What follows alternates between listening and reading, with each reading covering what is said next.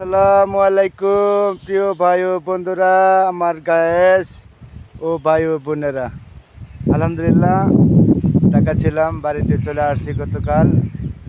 তো এর আগে একটা ভিডিও দিয়েছিলাম পাট ক্ষেত, তখন একদম ছোটো ছিল। তো এই 2 মাস পরে আসলাম বাড়িতে। এখন দেন পাট আমার মাথার উপরে, আলহামদুলিল্লাহ।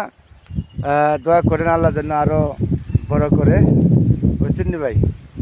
এ হলো কথা। তো যাই হোক, দেশের বাড়ি তো গ্রামে, এই দেখেন আশপাশে গরু ছাগল, হ্যাঁ এই যে গরু ছাগল দেখেন, ওই কেউ বাঁধা আছে, কেউ ছুটানো, সেগুলো পাট এসে ক্ষতি করে আর কি। যাই হোক, কিছু করার নাই। আপনাদের মধ্যে একটা ভিডিও বানানো দেখার জন্য চেষ্টা করলাম। এই পাট ক্ষেতটা কেমন আছে আপনারা জানাবেন। ধন্যবাদ।